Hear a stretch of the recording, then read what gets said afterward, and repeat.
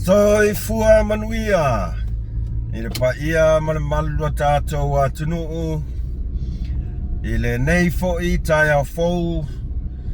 Ua o tātou au ria mai. I le alofa ma le anga le lei o le atua alo tātou tamā. Tole.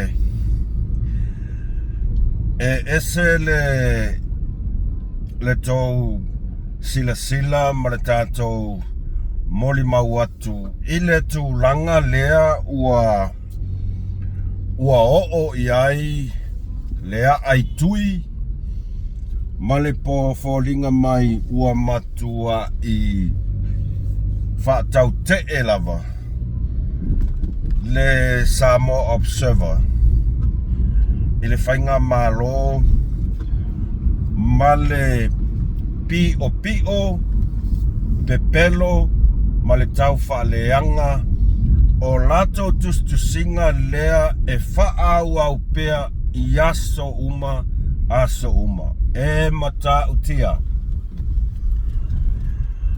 ua matua i tutusa lava le oso whai lea ua oso whai mai ai le Observer ia ma le tangata le nei o Pulotu Canada ia ma le sau le whautu ai wa ai atu ai ua koe le whau koe o ngongo mai le ulpo ole o li mongi lunga so le whale ata tolu o le nā ua tau whavofonga i upu e sau i le ngutu o limongi te wa ai e laku le fongo ai laku whalongolongo aku ua alofa ya saileni koe fo i le fongo ai ngalo le mea ngala ingalua kongole mea ngala inko filfilia e makau kia ia o ngā ua uko sila fia e le o kai angalua kuri mongi i ko kongu o le mfono le palemene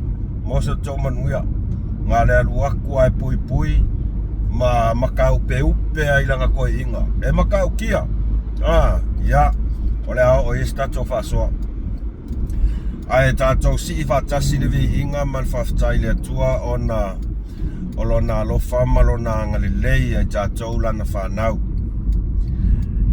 i taimi uma ma sa umora tātou ola ia lea o tātou ala whai mai whanunga le lei tali tonu ia o le nā ua lama whaai ufoi ia whaatinaina o tau ngaluenga mo tau tiute i nāno whaanga o lo tau alala mo tau papa ao ai Samoa ai le atunu pele ia malo le tau atai malo le whalau manuia whatalo whatuai MUSS Ma Le FA'ASOA swafa man malo Yesu Keriso i lo tau pa ia ma lo tau mamalu o whea lava se tafa o le nei lalolangi o lo o tau alala mo tau papa ao ai ia malo lava le soifua manuia ona yo tātou tamama tina matutua ia ele umalava le nganga le whawhetai i la o tau tiute ai maise o le paia ma le mamalu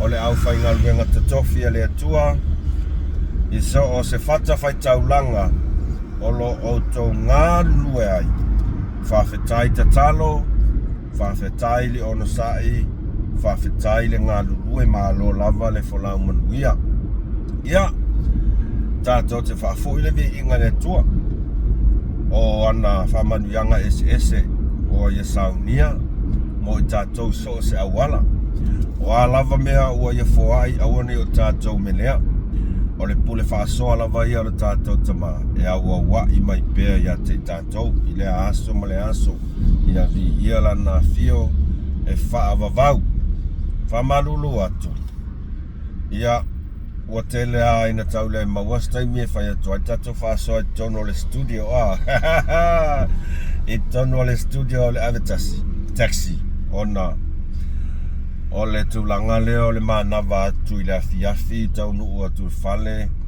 tā le fitu o te le fitu tole mo le vai ngā le aluaku ia whaisinga ka ele sina whamalo skingo pakakulo pakakulo ia whamalulu tua ia lea lava o pingi e kulava tātou whaasoa anga ia tu ngā luenga o le manu le taimi o na nei whaalavelavea i porkalame ia mawhaasoa fo i nisi o tupu matamali i si o tātou atunu ia whamalulu tua ia o le au koe fo ia kakol me masang e ia taimi le ia vanoa ai ia atonu o asto nai a wamako e whainga runga fo i skonga e ia sto nai onai ia sto nai ofa PEA lao le sto nai le lasau ia e malolo ai awa le sa e lua sto nai whainga runga ai ia lua sto nai e malolo ai o le mafuanga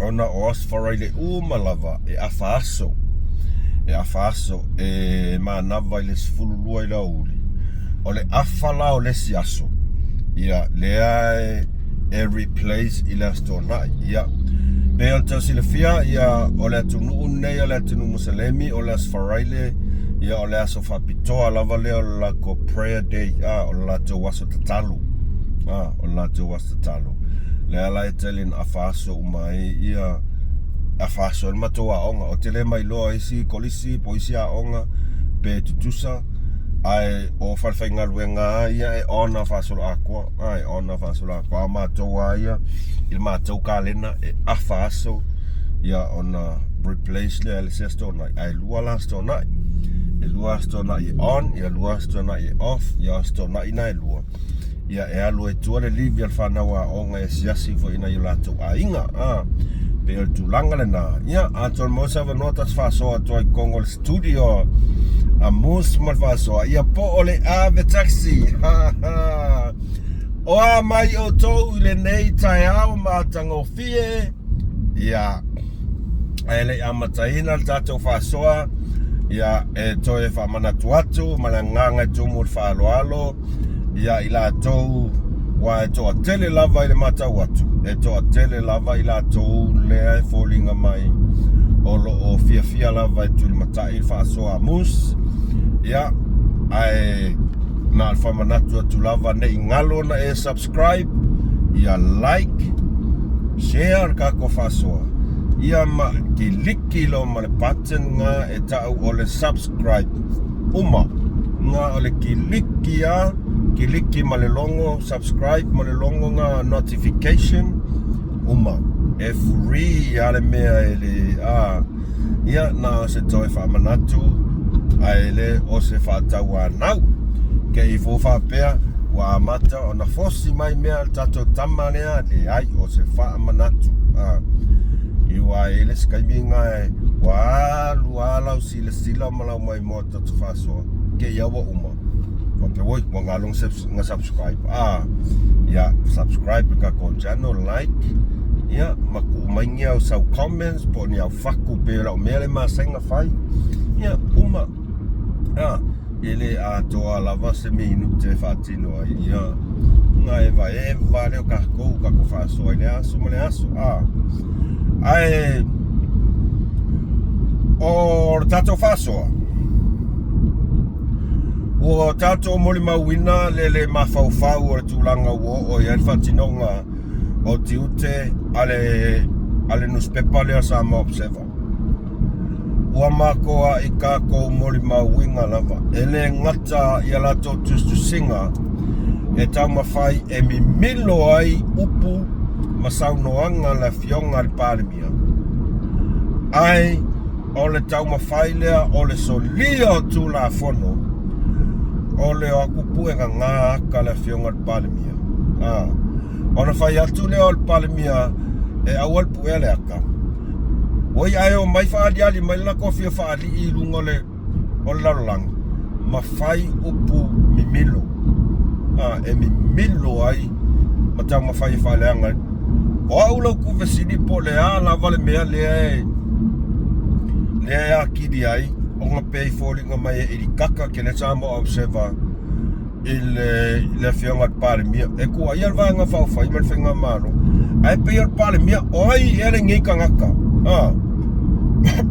oi er ngai kangaka le mafau e faia ko inga winga ku fangua fa pengei o le mafau o le fesili E iai se malo si anga le FAIGAMALO e latou te whatino ina ai se fuafuanga te tau wha le tula whono ina ia matua I whaira I lava se wha ai unga I tu ai ngā tangata nei mariko ai ngā ngus peparinge leanga o lea ua mai tau atu mo le mau Samoa e pei ua esele level ua sauai ua matua I le ko ia ski kaufi ua maua le meanga kusa ua saulua ua fia pule kuku ma iai le meanga pe ua o kele iloa po iai se malo si anga o I kua aku o le ngus pepa lea ua akili ai ma wha au ai pea o ngola ko whaia winga le ma fau winga le wha alo nge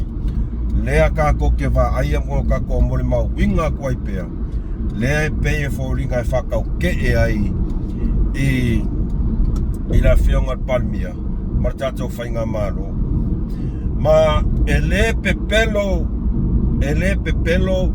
ia le moli mau ma saunoanga a le awhionga ia le malu ia po le uso fo ia kota ele pepelo le ana whailan whaasoa ngafi ua laka mai se kaimi ele mawhai ai o na tau fiofia tangata le whasinga o le inkia lea e paule me wha pole inai ina I tei foi ua tau le anga inai ia wa e ui ai ngā whaia se kangaka ai uma e foi ua kau le anga I foi le FAIGAMALO le anga o whainga ia lea pe fōringa mai o lea li ali mai I ngus peparea ia wa ai le fua a ngafi e whai ako sori kula whongo le mea lea li renga whai malpuenga le aka le whionga paramia e au noa ma se whatangana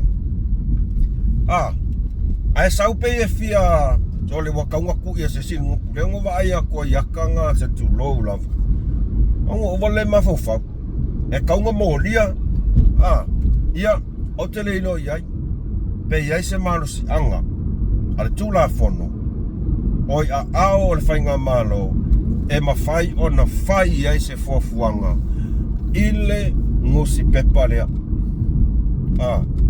e fia kere la kou e vave oso mai lunga malako breaking news ia fai foi pea wa aia tu se mea la tote iloe kau leanga il FAIGAMALO ai o lo ingi mea le lei ua nginga I lunga o le akungu o fuafuanga te tele al FAIGAMALO sole ua makua I sao ama makua I sipi anku o le tūlangana o le mole mau atuai e fia kele fai e afo e vava ai masei I le FAIGAMALO nga vavelele o mai filosofi mai lunga fai mai la ko lipo ai mo musu kele e fasalalau mai kala e kau le lei ai le malo malako fuafuanga le lei le fai ke ofo le anga ua leva kele nga fasanga I kangaka ma whainga ma se FAIGAMALO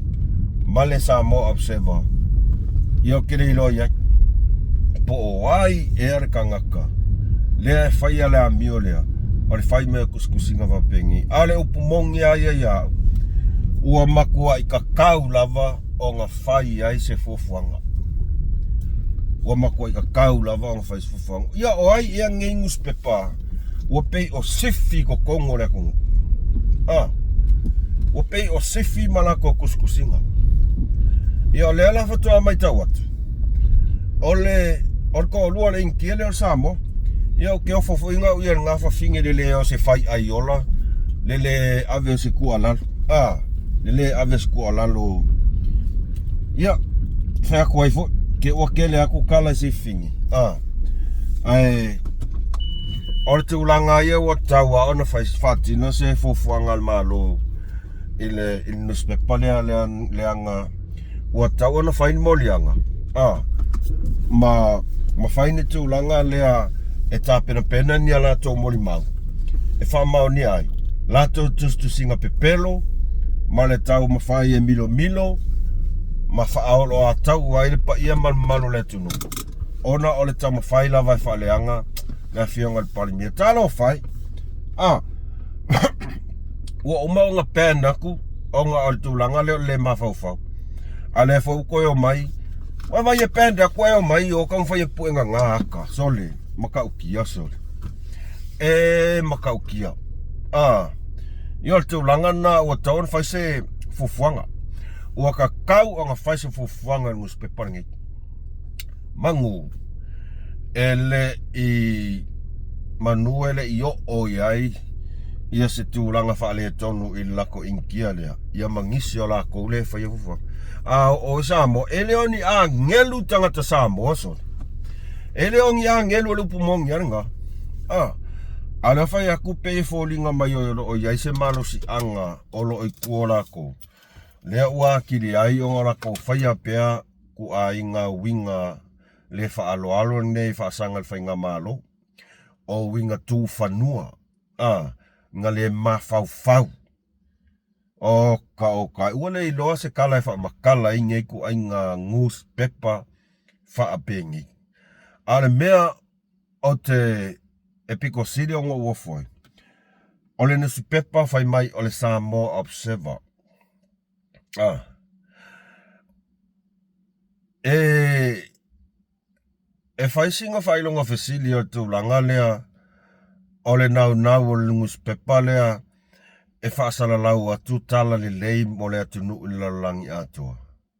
A le tūlanga le iai, e iloa mai i le vaa ma le vai o mawhauwhau. A le ngofo i Kongo Samoa, tangata Samoa, ua koe ngofo ale Samoa ia ma whaaleanga le whainga malo a Samoa. Whaaleanga tangata Samoa, whaaleanga tamali inga. Au ke le iloa lalangi ngei, pe iai se kangaka pe iai ngus pepa whasalaunga wapengi. E sa oi lava le upu. E koe pū ale wa au ki a iakia.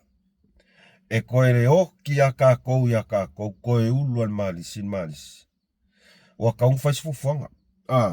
O le tu alalo ai o tau ia, o te le mai loa iai, ia po o iai a tonu o lo o whai maali e lava ia fufuanga, ia le o mai loa iai, po le astu langa e tau ono whai iai. Ale mea ia kaung whais fufuanga. Ua o wale ma whauwhau. Ua o wale ma whauwhau.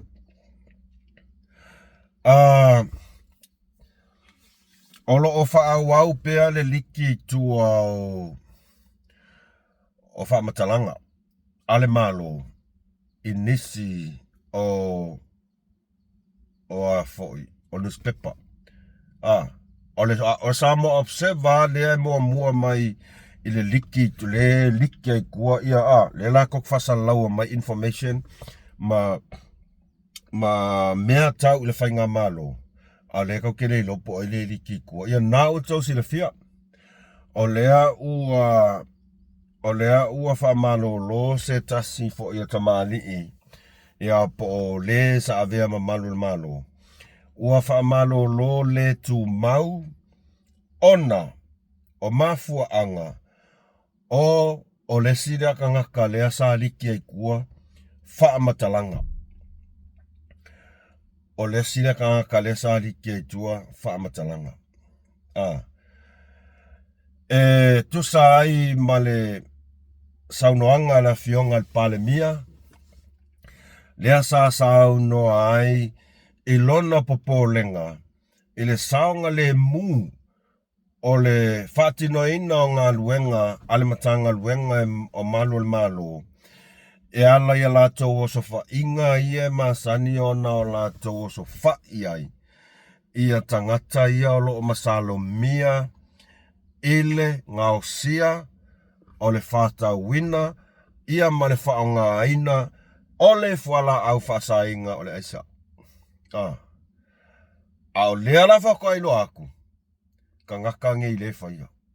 Ai ua tolu se fulu ma le lua tau sanga, talu ona ngā lue wha malo. Tu lau lava ia tamali anga o le sunga i le sa avea malo. Tu lau lava. Ai, kako ke kalangoa sa o le isu. Kako ke kalangoa sa o le isu. O lea ua molia. O lea ua wha malolo. Ona o le tūlanga, o le liki i tua, o whaamatalanga. Liki I tua o whaamatalanga. Lea sa unoa manino ia le whionga le palemia. E iai se taimi, o le aia whaalau I loa, aloa ia mai ai, suafa o I lātou, lea ua whaamalo lo. Nā leo inga kalanga. Ele I iai lava se taimi sa unoa mai le whionga le palemia. Ia, o la kou ia paulan sa unoanga, e iai se taimi. Alan melen ko mon maunga ngaf Samoa. O le ale melen tau mon mauina ngaf ko e sa walonga ko lua. Ko e faali mal makanga I lumo lalangi ako. Ko e sa wale fa finge le o Larry. Ko e faali mal makanga o le mea kongwa le mo fayaku. Fayaku fo I e esa mo fia lau valea. Ese mo le fafia poko fa ali mo yo fa ilonga. Makua I mamao aseanga va ai me ka kuskala. O ngofo nge mo mafawanga fa pe. Soli. E ese afa ali nga le atua. E ese afa ali nga le mi tonu lea uo tato sila mo to mo mau ya sa mo le upomonia. Wa ese ale ala mai o faalinga yo wa makang sau. Faalinga o lea mi o tonu. Aisea, leanga o lea ua lemongo kako kufesiri. O ai ea ngika ngaka e liki mai kua information, e liki mai ai kua ia fo. Ia mea ia tau le malo. A o lea ua kako wa ai aku sota inga lea. O leo kako va ai e kusota inga lea. Fa malolo onga le liki kolonga winga ele se mea fou le mal ile kangaka lea.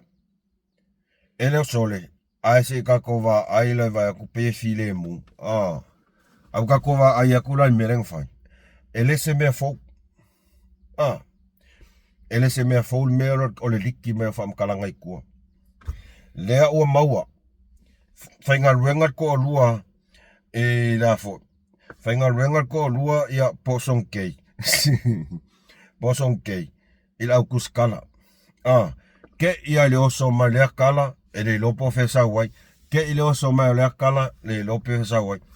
Oso ka ingale leo ke ngofo mo mawhau whak sole.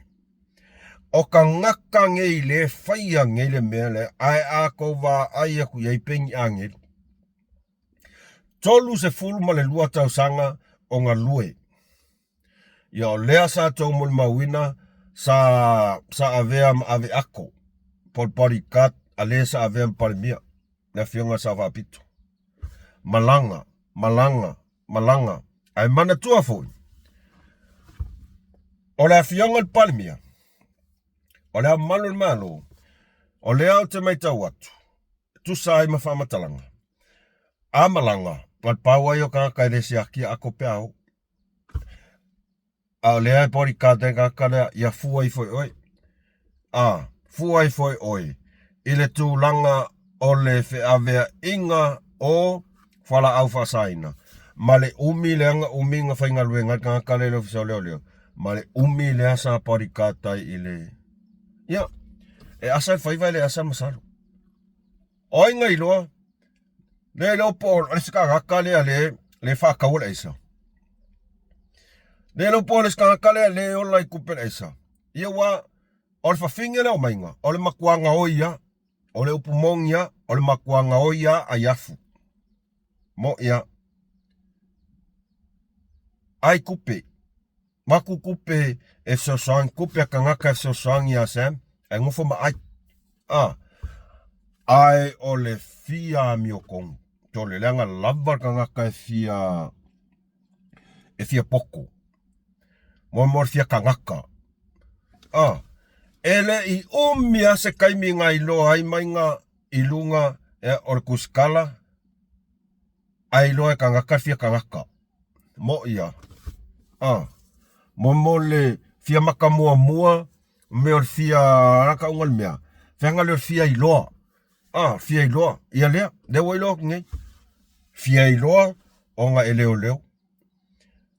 Ko whalongo foi kelo kaimi vai kaimi la le ngapale mia ia sailele o ia ngā o mi ai ave ako ilonko o lua so le PEA ia mainga o le sileo leo. O kauwha maka ukangaka. Fai mai kuskusinga. Pe mui fai aku pauale kuskala makua i pauale kuskala e sau fai men kuskusinga fia iloa i lunga langa i kula. Lele wa faa lia maya sa waka umai olonga ko alua. Sa waka umai olonga ko alua ngalikia information i kua. Wai ngai loa. Ila o ngofo mo mafo fa tangata ia. O faa linga. Nei tato manatu fa tau vai.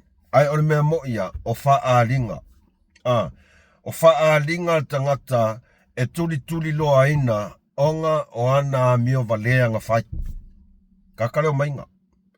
Ngai faa PEA mainga ko anga leo le loku ma pu e mea nga ka anga misa vea ngare. Ia vai e langa post lenga fai mai lunga. So le faa PEA kangaka wa faa mainga. Makua ile iloa ilonga fai ai. Se mea ka o se lelei ma se leanga esea. E iai le kaimi. O el kaimi sa o el faa linga. E faa ali mai ama makua e faa ki e mai. Ile mukin kingile la. Ai si la ile ku. Ala ku langana wa iai lele. Wa ngofoa makua e faa ali mai o longa ko lua. Makanga. E makanga. Oila ngai lo aku le lopo maingale skakale ai afu kupe blood money peong sau no le fiong palmia. Blood money. Kupe aisa. Kupe o aisa. Kupe e sau ile veke. Ai oi ngai lo po le ale umi. Longa winga wa levanga fai. Olva engale sa o le pilo chokle ma sen kalango ia. Ia le aka o mal vai malai o le pilo dok. Ma engale longo. Lau ai aisa umaya. Lea wa makanga maua. Vai aku fo lea fo uo koe vai aku. Koe oso mai fo o ngafi. Kaka koe va ai alia. Is kuskusinga al fake page leo so ngaloke. Kenge o so nga kaloke mai ia kuo o mea vevela ia oi ngai loa le lo poka ngaka ngei le faia fake pages sa mala mafaleang o mai lumba sole pengi angel maka ngaka ingo i ngoi ngei fafinge wale makua o folinga ia o folinga va ia o tangata. Ua fe momo wai. Ona ole fia fai mea. Fia fai mea. Ia. Lea la. Ole mea la lela iai. Malolo. Mai nge fai unga. Fa muka au nanga ale fionga ya ifo ile ngona nai. Fai mais fai unga rede sa mo wakau fa muka ma oi. Ale me fai. E kupu. O mai alo kaui. E ke koe kofo iai. Ia ona fia i fuale o nai whanau. O lātou taun FAIGAMALO lātou lumanai. Talu ai mo meole tangata e wha maulunga. So o se ka ngaka lava e wha maulunga. E palasi fua pa maungi. Tu lau lava ngana. Palasi fua pasa la lau le mafayonga so ai au ka no fa au lai ole wo va ngale ole squa o upu mondial nga e fayo sa wala observer ole sa wale arkanga o mainga ya ngawa maua va ku fo ele I leva o nga fai le nga ngana lea ai fo a mainga ina fionga palmia. Ai saulong kaui. Ole mea kuai ia e fai maisori. Mo ia. O ke whaasa oa le tustu singa po i la mutu e po o le toa. O ke whaasa oa. E kuwai ia e whai mai. Momo ka ngaka e whau le anga i kua. Whai upu le anga. Wha ai ngoa le fionga le palmia i ngei ku ai ngai ngoa le ma whau whapea. Le i lewa ai mau. Wha ali mai le muking kingela. Ia wala. Ia wala. O le tangata malo na tau. E ke kofo i ai whawhingera o mainga. Le anga sa i ai li mga ku whapea wa sui. A le vai aku le ai. O le funga e lua nguku. Funga e lua nguku. O le fufinge fia poko. O le fafinge e fia e lau le vālea o kangaka. Ai musu ke le, a le mo le maukaka ni merunga oi. Whea kuai fo. Ia ke o ke le sa ukala whapea fo ila i o le a le whaalo le ai. O koe ngaka i ele inopara koe ngā awala whaaloalo i awa kama ia. E wakur whaaloalo. Ai uma i ele pākua. Mo ia. E manga oi whaaloalo ka ngaka ia ngai. Ai li piola ma se mea ka os whaaloalo. Le alfa maunginga. Ia ore ngā wuko mo li mau. Le whaaloalo le taita i o le atunu. Le whaaloalo le taita i le atunu. Lau taita i le atunu i upu wha vale valea. O haila se a fie whaaloaloa. Mea o whea kuai. O lou tau i lava e o mai lava kaimi i ora ngā kofo iai. Kofo iai. O ke alofo nai whanau. Ai ua lata mai le taimi. Tā te whaamawa e ai. No whaolai. E pei foi la le sau ar ka ngakaringe o o puloku. Tole lau fionga il palmia, lau fionga loi sili. Sila totoa. I tua inga onga lea e whaawau pea o ngā whai e ka ngakaringei o ka ngaka. E makaukia. Tau whaafonga fo isi sila kiripirea. I semi, ona lea lava lo whaauau lava I whaamtalanga, lea lava na tātou whaalonga I le taimi ua tuana I atu, mai le tātou pālemia, le fwoi lava lau o manino mai, I sina pepelo fwoi lava lana I eila o tamai video le I e whaalau ilo atu, e tau atu ai, pei lava ua, a mai fwoi leisi pepelo le tātou pālemia, I lunga o leisi pepelo, lea na tātou whaasoa, I le upu lava na neo le pepelo, I lunga le tātou puklame le fiafia na po. Au le ua matua I maut foi lava leisi pepelo tele lava na ia maia ilana talanoana lana whaatatanoanga ma le au whaasara lau ana leila. Lela wa ere klipi o se evidence pos whaamaumaunga tātou te manino iai. Yo, le ua matua I tātou malama ila nei tangata. Ula whaanoanoanga rana le tō tere ma tō tere tangata and they're pretty much embarrassed. E le tai e matua I maia rava whaamtalanga li moni ma whaamaoni. Yo, a mai whaamtalanga pepelo ma vaenga whapena. E matua I mātanga I re tātou FAIGAMALO. Ma mātanga I re tātou tino. I FAIGAMALO ma tai o loo mātamata mai. I atunu ngā mau. Tau whaafonga Samoa. E les kaimi mua lea. Ua whai ai whorofolanga ka ngaka leo ka ngaka. Olo o iai ni whaamaumaunga e tia. Olo o iai kiripi e tia. Ole kaimi alengei e lu I ai loa. Koso aku loa ma a vaku umanga kiripi. Mangkua wakakale o kele o kiripi wha maunga I e lea waku e whasalaunga sea ka ngakaringe o kangaka. E maua mai fake pages. Lea foi tulau lava to e tata uo lea fionga ili whaipule ya te ape atu. E makaukia. Lea ua kou whaafonga ku iai. Whawha lesi pepelo I lunga o lesi pepelo. Ai whai mai, I'm so embarrassed. I le taita I ole malo la fionga al palmia. So le. Ia o ka oko alenga po. Mo koe ngofo fo ima koe whaawasenga o whaapesoni. O ka ngakangi o puroku. Ole makua I king o pepelo, o le sifi o pepelo. e ngaoi kau whavalea. A ole sau lenga makua I saua ia ilang prokalame lea. Ua makua I onga mauki ngoa lelei.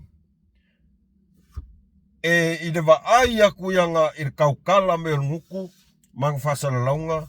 So le ua makua I onga whaamau ngia lelei le pepelo a le afionga I le palemia. Ore nga ngana lea e whaawau anka ko whaolongo I pea I koe inga lea o sailele. Pepelo, orka ngaka ua kumul pepelo, whaingoa ia king pelo. Lea ua makua I makauki ia saua ia ngaka lo puloku. Lea ua whai mai ia, o lea ua ia kia ungisi o kiripi evidence. O ngofa le ma umawhau whai aku, kei loala ukana saawa. O awala mawhaalinga a lea tua. E ke sao mai lesi mea. Ai mau aku o lesi ku. E o aku kako kongu ile ese o awala e whaali mai ai lea tua. Le taui o le tangata a mi o leanga. Le taui o le tangata le alofa. Waka ko malama umma le history akangaka. Waka ko malama umma ya. Ai olo o iai wha maunginga mamoli mau kuku. Ole a ngaoi. Pepelo. Ole sifi. Ole wha makua sifi. Ole kupu o pepelo. Lea la ua ia ngofo maliliu maku ua iai le fionga al palmia. Kat kongu mai o ko Samoa. Kele lope sa olo ia mangaku. Lea la ua ngofo maku ile fionga il palmia ole tai ole malo Samoa. Ole awala lea ua faalia mai. Inga ia koso kuloa. Kulai e kali ianga la fonga. Makongi lo el pui. Leanga uaoi tangata o le atunuu. Ile el fainga faalea lofa arkangaka nge o puloku. Sa ia faia mai le kele o kausanga. Mo ia. Leala e elma fau puloku fa PEA. E sao mai ai. O leva kereng sao mai kakalo puloku mai limo kangaka ingi sila leva ya no fo fal ma fau fa PEA ya fa PEA sila mai le tua ya awane ya afia fu o tu la fono kalu wai ngi kangaka awa ko ke pole e yai lava awala saungia lea wale skwa oi ore kaukala me kaukala ki Apollo. Kaukala me kaukala ki Apollo. Lea la wo o yo o onga. E yai lau tantanunga. O lea ua mai a ona makua I sila mamai moa mawhaafonga I le fionga le li palmia. E le tu mamainga e le fionga I le palmia. La fonga ia. Ai mai se ai. O lea ua yai le tatou wha loia sili. Leo ika ko loia sili. Ai le ka alo ala se si loia sili do kulai mai.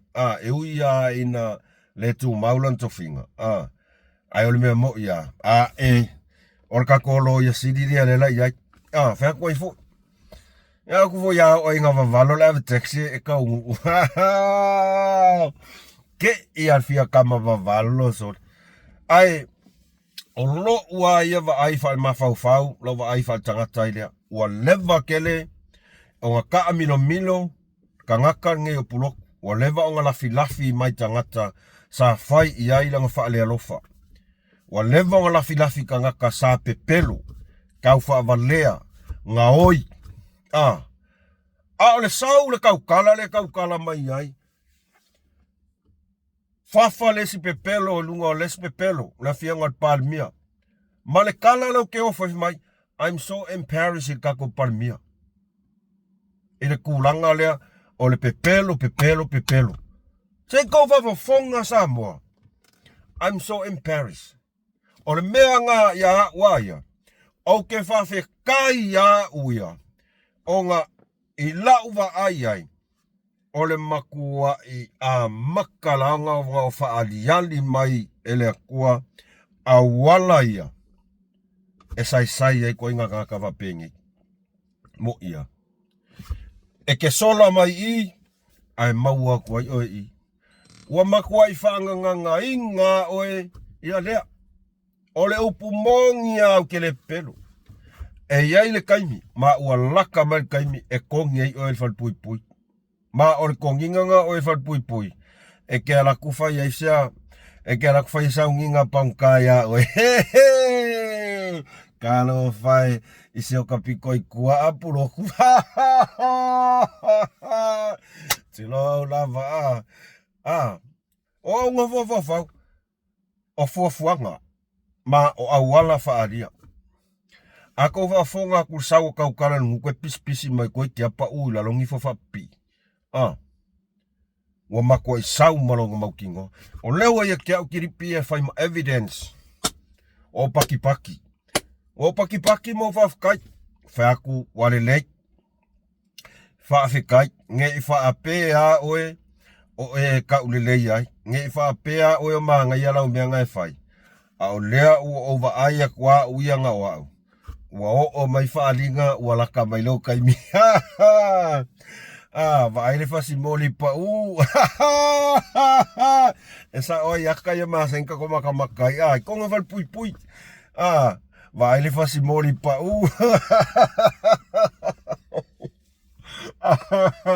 Al mea ka ke alo whaskoi inga ua mai. Kaulen whainsa vali. Mo ia. Ia. Lau tua la loa ia. La fionga palmia. Ele tau whatonua tua lau fionga. Leanga ore mau o tangata. Iwa se fulu se pasene tangata Samoa. Ua makua I. Ua whaia se le fia. Ai. O awala ua saunia le atua. Awalava nge I o kouli markama. Ona. Nei te I ua auto wa whai nai fo. O wa leva ke ringa lama kaka. O leva lama kaka ngi. Ai peitai. Ia o lo tātou manatu o tau fina ngalo. Ma o tātou ma whauwhaunga. E leo awala lava ia le atua. Alea. Lea. Lewa sau. O lewa sau. Ma o lea o iai lau tatanunga. E iai le malo si angalo ye sili. E koso whakaka kwai. E o whakangaka ngei o mai whea. E o whakaka lo mai whea. Wale koe iai se si alwhanga. Wo ese kaka pio. Sa whaala fia o mako mea ia. Lea ua kulai mai le kaimi. O le kaimi. O le taimi maona tangata ua te tauloa o ngā sasa sa mala. Koso aku sai aku. Makua I whaakua I luman whaamasingonga. Ai kari. Ianga kua inga onga le mawhauwhau. Lea ua whai I lea. Tai al malo. O le mea lea. O le mea kongua lea sa maua kangakangi o mai whea. O kankalo mai whea. O ia les kanga makua I sa mala. Makua I lau le ngā oi malpia pio. O sa ilele aku la I mai palimia. Kankalo mai whea. Mo ia. Lan me ngā whai mai a sa ilele ia. E ke wa ai ia I kaimi. Wa on mea mo ia lo ka sa ilele. Lan me ngā whai. Ke ia ko kurifa ko ese. Ke ia ko kurifa ko ese. Ala wa ai lan mera we kaiminge. Wa PEA sa ilele o lo ngā kua. Al mea ngā ko whafonga ko ngei ai fo. Ia fo. Ia mai whea. Mai il suafa le tua. Ia al suafa sa ilele. Il suafa sa ilele o te amen il suafa sa ilele. Lo fa au lai. E asko si sila kui. Ionga. Makanga. Ako wa ai fōringa ka kale o mai whea so le makau kia. Kukusa le leia ma fōringa o limongi. Kusa le leia ma fōringa o limongi. Fale ata tolu, o tau sila sa moa I lesi faalinga lea, ole ata tau wa aia. Sila mai fo I kiripi mun muli lea. Ho vai me fa ngale la o tu ke fo o la ko o kwale ki paka la ka vale e fa lo ko o so e se mele fa ile a pe ka o me ka ruai fo ka ruai ya ale fo ko e fa sa o mai lunga a isko inga ya o ka la ngonga ya lo ka le fo ko sa ro wi fa o le mele wa le fa mai ha iluma iluma mo ka fa fa fangi ma ele ai ma se me va pe o akangia mai la ko me fa ai ma se me a o mako fa kai e sto ina ngale la o mako fira o mai a ve mako fa malo ele kali e no kali foi e ki ai a mengi fai pe show hulele e me fa ai me ka kai fa fo mo fai le ma dia puro tu e ai ma se mako polinga le mako ka ale mako va vai mako ke ale rofa e la ko me fai no ke ale rofa e po ila ko me fai So stangata e avea ma fai pula ole fontele al palmini.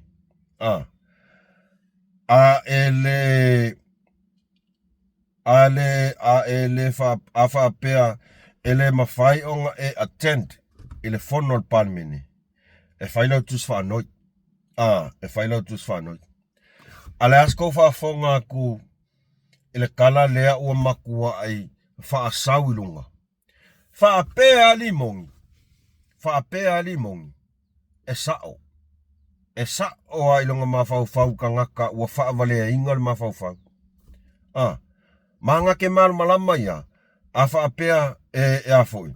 Ele alul fongo. E kaunga faisan kus fango. A o lea ngal waku le fongo. Boko si sila e mko vafong. Laku fongo fa longaku. E esen mere ko sorang ka valea. Boko sila sa mol kangaka ua makua ese ar kulang o iai. Ua pei o ia le sifi ile fongo al palming. Oi. O e akangia mai rang kala lea. Ne ke ile male lenga la fionga al fongo of kalai. E ke o lenga fa ilo manina al fongo fetalai. Ia sa ilele. Malanga miole ala laku kol maka. Manga maka. Olo o sina fia le lei. Sa ilele. E fa sa. Au kangakangi. Kakangi ko olua. Lako ke vivi I ale malo. Fai malau ia la au den male toa. Ole le fa alo ila malo. Au leo fa fonga sa moa ngafi. Ole no for fonga fetalai. E fa alo uma iai tangata. Aisea.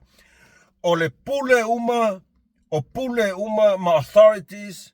Mai la fionga malo. Lea malo lea. Na ia ngufo lea. Lea ua au mai la fionga fonga fetalai. Olona winga. Ole fa alo ngia. Ole ngufo. Ole fa alo ngia. Fo nga lea malo. Ale almele fa isa ilele malimongi. Ole le fa alo le mafau. Ile ngofoa. La malo. Ole le fa alo fo nga. Ile au malo. Kangaka fa angkunkulua. Fale aka. Ole ngā ua kou whaafafonga I ai. Sa ua ile nguku. Pea o whaiaku. Ua o maritaimi o whaalinga. Waiva ai whakoa umanga. Nga whaalau iloa. E la fionga ele fonga fetalai. Le mea leo mai kua social media. Munga kuai nguku. Aiva ai le whaiaka ngakangei o limong. Kou whaafafonga le lei. Mako va ai le I maka manguku foli sole. Ko kiki a pare o ongo. Mo ia. Ka kei loa kuai. Le mea lai le loko. O le makua I loko le anga asol. Ia. Fai ngei kala kua inga. Kua kuwa I la fionga minskaya ai ongo. Fai le ngei malega.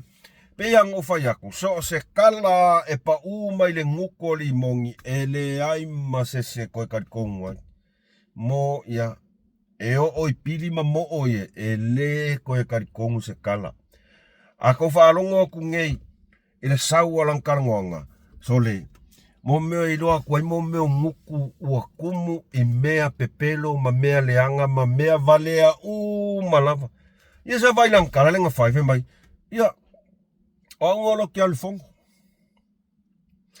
O la kua pakala ka vale whalonga ku. Alonga ku sole. Lai fu koe sau fu le ngei ia marenga e whasanga ilang koe inga. Ilang koe inga. Ia whalong koe ia. Morfia koa. Sole morfia koa mor kaka palami mimi. Tu lou la vangangana. Kaka fia iloa. Kaka fia koa. Kaka ua guilty. Makua i guilty ya. Ia koe sa lau ka whalong koe har. Me vai ai. Ai whafofonga le kungu a koa. Whafofonga le fionga fonga fitalai. Whafofonga le fionga palmia. Kusa ole mangakua li mongi le wakangu whaali aku ili mauka fonga mal palmenge a koa. O ia ole sifi kongal palmenge pule anga ia. Le alawingal meanga le whaalo alo le fonga fikalai. Ai olo o iai tu la fono tu mau ol mota. Ia. O whaalinga uma meu kako wa aia koai. Lea ua whaali aku le kumalo whaleaka. Numera kolu. O kou yang whiwhiria mai ngai kangaka. E lesa ua ia kou whiwhiringa. Al ngā ua kou sisira ku iai. Ngā ua kou mori mau. Ile mea ngā lainga ma ngā oli mongi e sau e alu. E avea ma kou sui i palemengi. O le alu e pui pui ia sa ilele. O le alu e pui pui sa ilele. A ole alu e faise mele lei mole kou i kumalo. Ole upo mongi nga. Ole alfa mongi nga. Ele o se kala au. Le ngā ua kou sisila ma kou moli mau aku. Ile mea e sau nguku. Laka ungal mea nga. Whaalinga. Upo mongi nga. E whaali mai lava ile mū king le la. Ma ole uka ko vai aku. Ele o kao fi amo mole oso mai ilunga. Sole, o pengi kaka ni sifi sole. Wa umang vai aku salau pule me kongol makfonga palme. Ma fai keken mene ole o mai valo kungu i social media.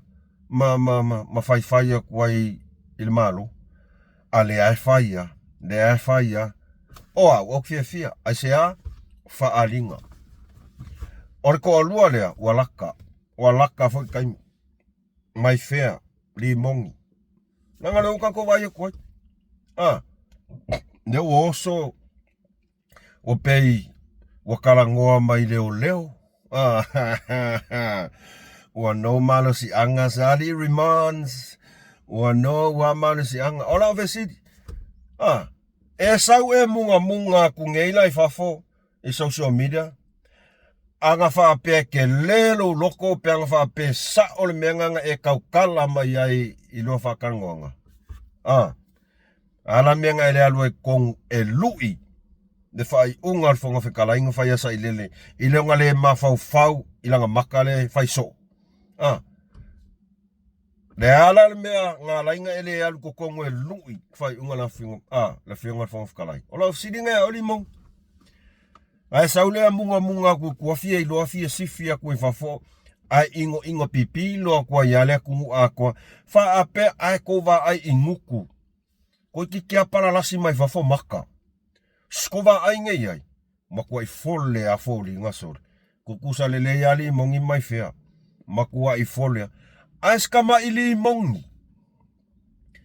Sikama i mea ele kai. Ai vai mela wa iai. Ko usavadi. Wa fole folinga. Ko vai a kui maka. Ko kia palasi mai wafu. Ai sea. Ole loko. O ongo. Ko kong kasia sau pa mai. E whavalvalea kala sau. Ola visiri langa. A whaila e sao au kala e ke sau whaaliali mai lungona kungu. Le ala le mea nga ele alu ai ko kongu o mauka fongo. E lu i fongo whikalai. Ke ai ake. Le sau faku. Kusa oe, e maua kaka wheanga le e a foi.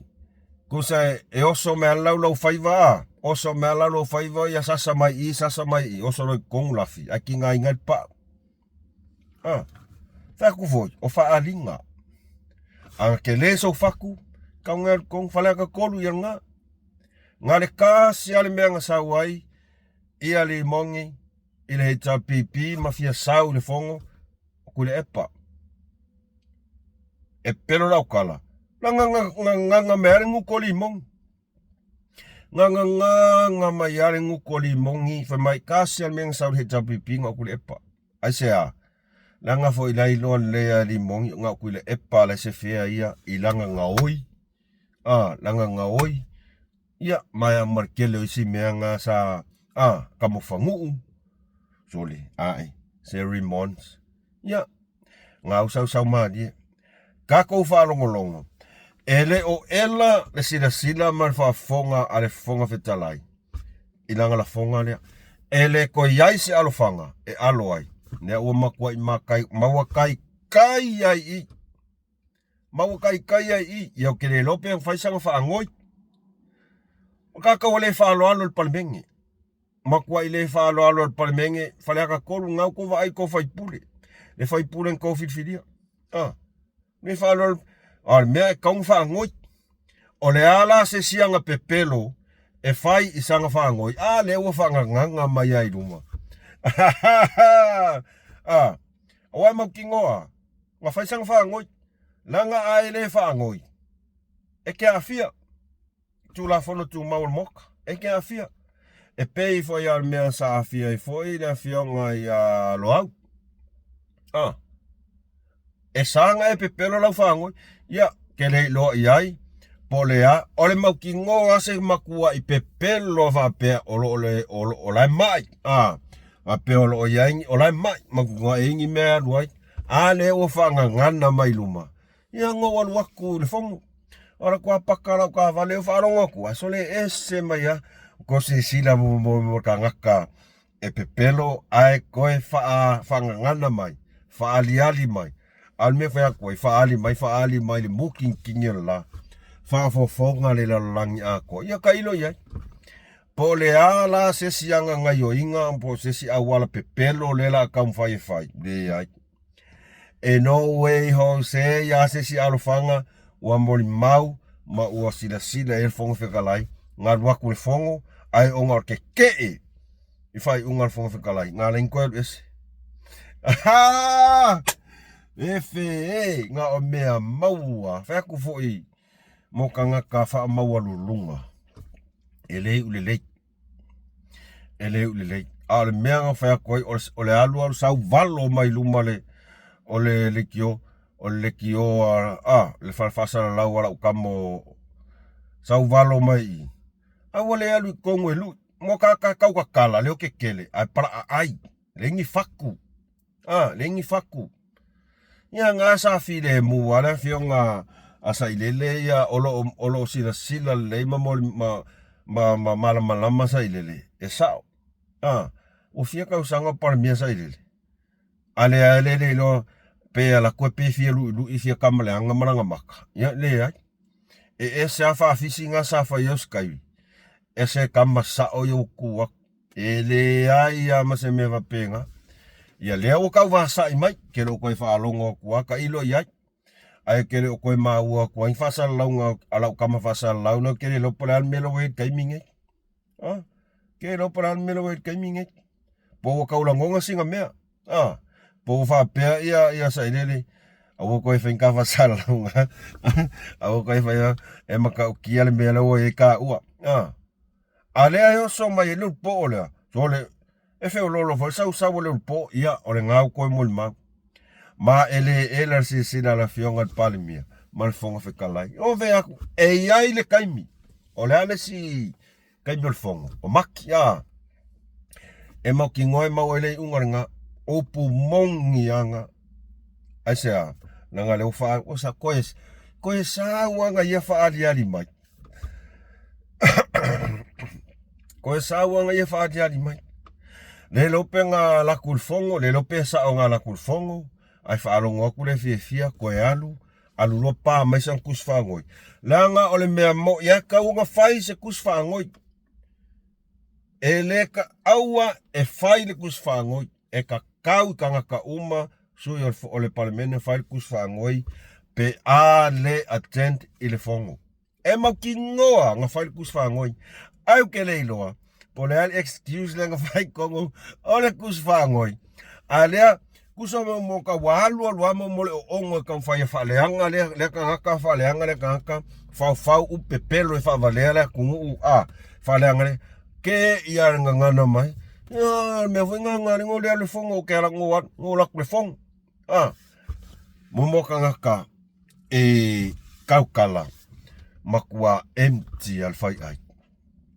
Ere lope ke woko e pipi e foi se sua ana fionga mingskawa o. Ere lope pe langa nga ole mingskawa o nga e malama le i le sao male pepelo o fa makalanga ye le sa kaukala me limo. Ia ka ko fa kat. Ele ka alo ase si la fionga mingskawa o. Ele ka alo ase si la fionga mingskawa o. O sauling e maranga ia. Tato talia. Wa ese ale saule o sau i me faalinga. O faalinga i o sau. Ai sau wa le malolo. Sau wa le malolo ia. Ole me fai kek. Fai kek ke wa fa ko fo ia ali time ia nga. Nga o me tutu ia me ia la ka ko fa longo ia. Ai e pe foringa mai o nei lea ua lea fa peo fa imolianga na fionga le sunga le sailele tu le epa ia kere mai loa iai o meana ia ele o iai sa fa mtalanga ai o tato tani a tulanga o lo kewa ia fo iskuskusinga fai mai le acting commissioner ele lavolon mau ia koe ngā me fa pea ia eskuskusinga i ke fo oso sesi fai se kala ai ole mea ka fa kali se ia mau le resort mau kuku ninga fa ko aka ko ai o tato te vave oso tato ia ka ko fai malu pe mo tato fa tatali ina ia mauti no le pole ase fai unga ia no o ile se stulanga ma elena o le paude o le metaona mo lia ia le afo le sunga ya sa ilele o le mai tawatu saunanga le palmia tato talia le fono ele ya mati tatalia atono ina le ai tato on sai pe tato folau pe mal tato folau pe mal fautauta ia aua o le si mea lea o mai tau atu. I tūlanga lea i le tātou whaingamalanga lea. Ia o tātou whai tete i tangata tātou te... Wa esea leo langa, esea mele wa iai. Wa o ngā fwoi mele o lau whaasoa lau whai atu. Wa amata i ona o loa tangata whaangutungutu lua. O tangata e aka mai kua. O kangaka e whela ua i kala. Kau whaaleanga. Ia, o nā mea ia, e pureaka ngaka ia. Ai ea o ngā me tupu. Wo au loa i fwoi, ko inga ka ngaka iai le ka ngaka. Ko inga ka ngaka e iai le tangata. A wha pea, sa iai stosi sila mai stūlanga fwoi lea e wha le tonu a e le wha soa a le tau au na. O te ta lia ma le nganga mawalalo tau tu alalo. Tau fautuanga e ala ia tau comments e te leo fautuanga ai ei teimi o te sasi ai foi pea no fai atu o au la ngona lava se mea o te ilo te whale tonu ai o te sasi ai e tusai matulanga tato maftanga whaale whaasoa o te whaato ese ama u wha mawalalo atu o pumonia leanga e le ese mea maua mo tangata e wha mawalunga ma wha aululi tō ma pei e ia tūlanga lea o le manatu i whaa ia wā mio tonu. Le ai. E iai teimi tātou te se ai. O le mea pito sili ona wha tāua o lou realizinga o lou se se. e ke realizing lo se acknowledge loa ia ma e fatu ese e le ko ilalo se si tulanga le fatu ese ia wa ye le ko ilalo ma e le ku ma mai ngai lo ka e te le to ilalo ilo fatu ese i so tangata pea e iloa wa se sel fatino ina ola anga luenga fatino na ia wa ia ilo wa ia olanga o te iloa lo sa o me se le vamos tangata ia e ia taimi o te whaingata ia na o tala noa tangata ai iai lava taimi ke ia e le whapea e whaingata o na o tala noa is tangata o na o tūlanga leo lo fia o lo fia whatau te lo nofo mawhau po le alto ai ngata noa le au tala noa tua sia usu ai e anua luai tami te langona ai ua tau ona e wha mo lalo mai whatu ese ia olo wao langana e le skanga ka o ka se kingo a ole a foilengo a ole loko e mau el meanga lo to mau lalo ia ia foi taimi fa sei na tato ona tu langa lava lea ole ia fa so songa la lang yo tato ia efta ia me leanga ia pe o tu langa le ia wa ia e tu langa le ava malosi e taimi e se ele fa anga e taimi o kelo ka mi fa pe ia a faisina tafao ia ole a ka kia uma me ka social media ia re enjoy my friends a ele taimi ia o mea efta ia in fa so songa nela lang e loa realizing is se apologize straight away ma ua tau fai na ai fa loa tu pa ia malo le tunu lo se malo leanga ia pe foi la so fa soa ai taimi e lo atuelenga ngana ele tau tomali ma tau fa fonga ia fa malulu a fa pea fo e ai ni mea tauta sila fia e te tau ona wha le ai le au nanga ia e ala fo il wha soa le nei au na vai. Man, the door is open for me. Leanga o lo wha longo ma e ta lia o whautuanga. E te sila i whautuanga pe le lei ona e wha o ngā inga lea. Ai a wha pia te loa o e ia le lei. E le se mea la e kali ai fuwa e le ama sau whi au le ai. No fo ai ma fau tatia I a tono le lei se stain pe ole anganga na e au ngai o tato whainga malanga wa kai loai e kaka kau whaleanga e kanga ka whangukunkulua e kanga ka whaianga le tama whai e sa ilisona ai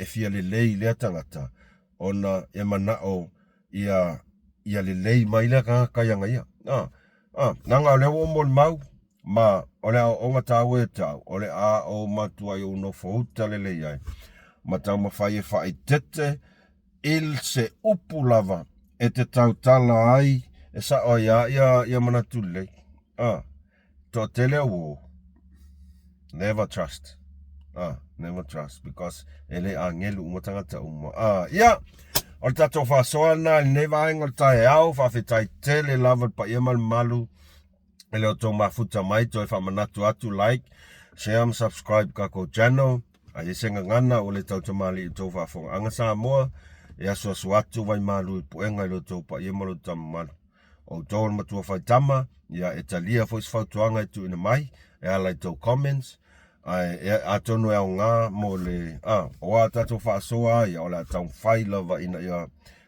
alu amalu and no stop no turning back no retreat no surrender and no wakwari to us ai manu tele ina ya tol manga to ne ya so fa manuia tele tu e to o malava wo pa anga tamama tina matua pa ia la fa ngalwenga pa ia le tua manuele to umalava tato to feloa I fo isi aso alo fa anga mai MUSS ma le fa'asoa mai Malaysia nei fa so I fua